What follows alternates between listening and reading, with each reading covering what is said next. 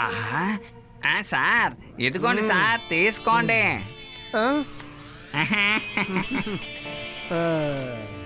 లడ్డూ సింగ్ గారు, మీరు ప్రశాంతంగా కూర్చొని టీ తాగుతున్నారు. ఇది ఏమాత్రం బాగోలేదు. కానీ ఊరు మొత్తం కూడా ఓ గ్యాంగ్ వచ్చి దోపిడీ చేయబోతుంది, తెలుసా మీకు? అసలు ఎలా జరుగుతుంది? నేనుండగా ఈ మహానగరంలో ఎవడు రా దొంగతనం చేయగలడు? ఎవడు వాడు? సార్, వాళ్ళు ఎలా ఉన్నారో నేను చెప్పగలుగుతాను. ఆ గుడ్డిని దొంగిలించే వాళ్ళు ఎవరు అని. నల్ల కలద్దాల్ని వేసుకుని ఉంటారు, అలాగే నల్ల జాకెట్ వేసుకుని ఉంటారు. ఎక్కడికి వెళ్ళినా దొంగతనం మాత్రం ఖచ్చితంగా చేస్తారు. నా ఏరియాలోనే దొంగతనమా? కానిస్టేబుల్, సార్ ఊర్లో అందరికీ ముందు వెళ్ళి చెప్పు. బాగా నున్నగా గుండు కొట్టుకున్నవాడు, నల్ల కళ్ళ జోడ్లు మరియు నల్ల జాకెట్ వేసుకున్నవాడు దోపిడి దొంగని చెప్పు. వెళ్ళు, త్వరగా చెప్పు. కానిస్టేబుల్, ఈ ఆ ఊ అని ఏంటయ్యా నాటకాలు? ఏం చెప్తున్నానో ఆ పని చెయ్యి. ఊర్లో అందరికీ వెళ్ళి చెప్పు. ముందు వెళ్ళి ఆ దొంగల్ని వెతుకు. అదేనయ్యా ఆ నల్ల అద్దాలు నల్ల జాకెట్ వేసుకుని గుండు కొట్టుకున్నవారు. వెళ్ళు. నేను ఇంతసేపు మీ గురించే చెప్తున్నానా? మేము ఇంతవరకు చెప్పింది మా గెటప్ గురించే. ఏంటే అంటే మీరు? అవును, మేము ముగ్గురు గంజు గ్యాంగ్. ఏంటే మీరేనా? అలా ఉన్నప్పటికీ ఇక్కడికి ఎందుకు వచ్చారా? సరెండర్ అయిపోదామనే? సరెండరా? మా పనిని ప్రారంభించడానికి ఇక్కడికి వచ్చాం. మేము ఏ చోటుకు వెళ్ళినా ముందు మేము పోలీస్ స్టేషన్ నుంచి స్టార్ట్ చేస్తాం. ఎందుకంటే మేము ఎంత ప్రమాదకరమైన వాళ్ళని ముందు వాళ్ళకే తెలియజేయాలి కదా. అందుకని పోలీస్ స్టేషన్ లో దొంగతనం చేస్తే తర్వాత మమ్మల్ని దొంగతనం చేసిన పోలీస్ మమ్మల్ని ఫాలో చేయదు కదా. అర్థమైందా? అందువల్ల మీ దగ్గర ఉన్న సామాన్లంతా మాకు ఇచ్చేయండి. ఒరే నన్నే కై చేస్తారా? ఒరే యూనిఫామ్ కూడా లేకుండా ఇలా చేస్తారేంట్రా? నన్ను వదిలిపెట్టట్రా.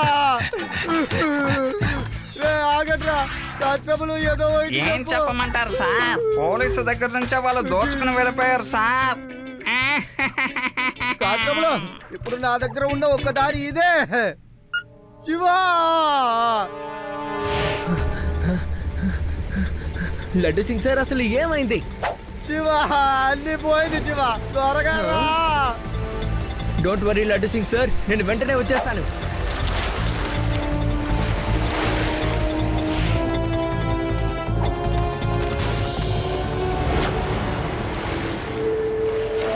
వీళ్ళంతా ఎవరు? ఎందుకని ఇంత వేగంగా వెళ్తున్నారు?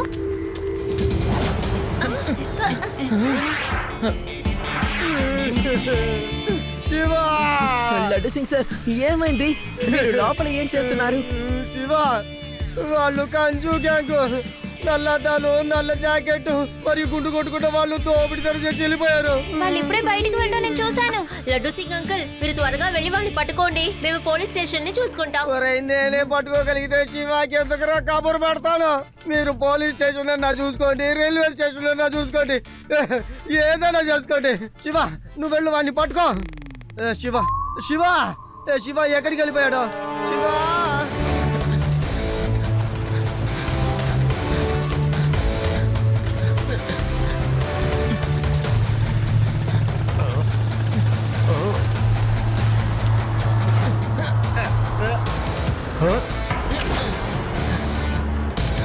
ఆ చిన్న కుర్రాడు చాలా సేపటి నుంచి మనల్ని చేసి చేస్తున్నాడు. తను చేసి చూడలేదు, మనతో రేస్ చేస్తున్నట్టున్నాడు.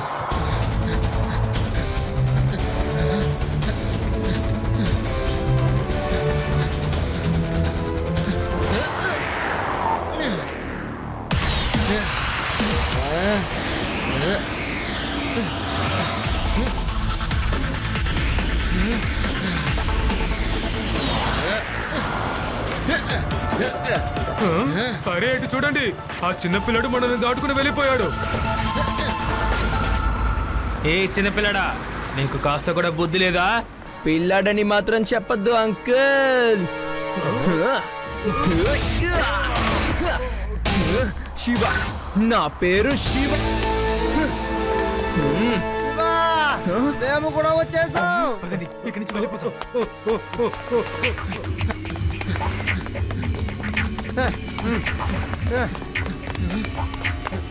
ఆ ముగ్గురు దొంగలు అసలు ఎక్కడికి పారిపోయారు? వాళ్ళు ఎలా హఠాత్తుగా వెళ్ళిపోయారో తెలియడం లేదు.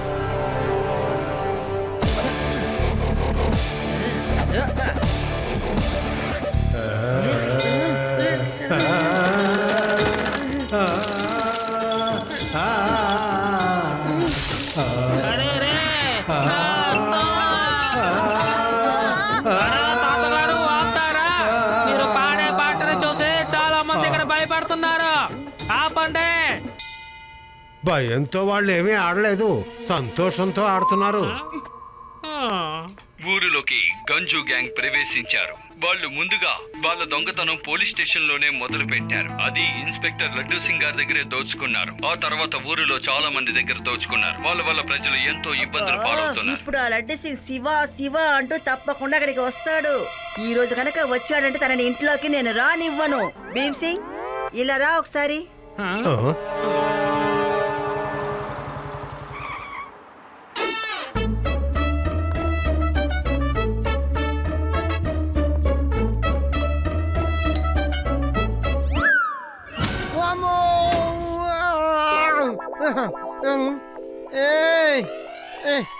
ఎవరయ్యా ఇలా చేసిందే?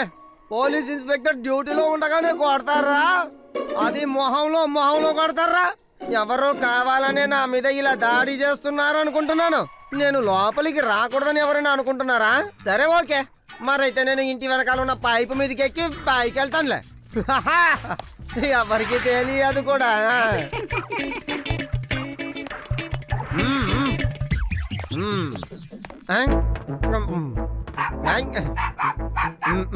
నోరు మూసుకో డాగి, నేనే లడ్డూ సింగిని. చూడు, జాగ్రత్తగా చూడు, నేనే లడ్డూ సింగిని. ఏం చేద్దాంరా? ఇదిగో తీసుకో, తిన్నదాన్ని. ఊరికే అరవక.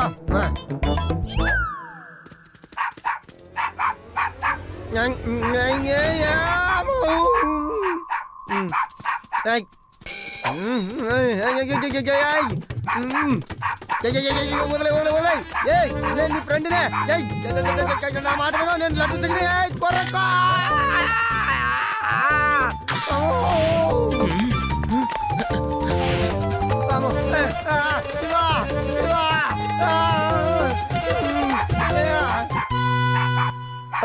లడ్డు సింగ్ సార్, ఎందుకు మీరు పైప్ ఎక్కి వస్తున్నారు?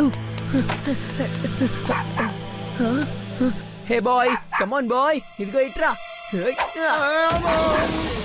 లడ్డు సింగ్ సార్, మీరు మెయిన్ డోర్ వైపే రావచ్చు కదా, ఎందుకు అనవసరంగా ఇలా పైప్ నుంచి వస్తున్నారు?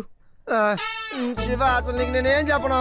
మీ ఇంట్లో ఎంట్రీ నేను ఇవ్వకూడదు అనుకున్నారేమో. ఎలాగైనా నిన్ను కలవాలని నేను ఇదిగో ఇలా అయ్యానయ్యా. అది వదిలే శివ, నేను నీతో ఏం చెప్పాలనుకున్నానంటే, ఆ గజ్జు గ్యాంగ్ ఎక్కువగా దొంగతనం చేస్తున్నారయ్యా. ఏదో ఒకటి చెయ్యి శివ, లేకపోతే నా ఉద్యోగం ఊడిపోయేలా ఉంది. ఓకే ఓకే, నేను ఏదో ఒకటి చేస్తాను, డోంట్ వరీ. ఈ ఊళ్ళో చాలా డబ్బున్న వాళ్ళు ఉన్నారు, అందుకే మనకి ఇన్ని వస్తువులు దొరికాయి. ఏది ఏమైనప్పటికీ ఆ చిన్న కుర్రాడి దగ్గర జాగ్రత్తగా ఉండాలి. వాడు బాగా ఫైట్ చేస్తున్నాడు. తను చాలా వేగంగా ఉన్నాడు, చాలా ఫాస్ట్ గా పనిచేస్తున్నాడు. నిజం చెప్పాలంటే తను గ్రేట్. తను పిల్లాడి కాదు, చుచ్చుబుడ్డి. ఇక పొగడ్తలు ఆపుతారా? వాడిని ఎలా మన దారిలోకి తీసుకురావాలో ఆలోచించండి.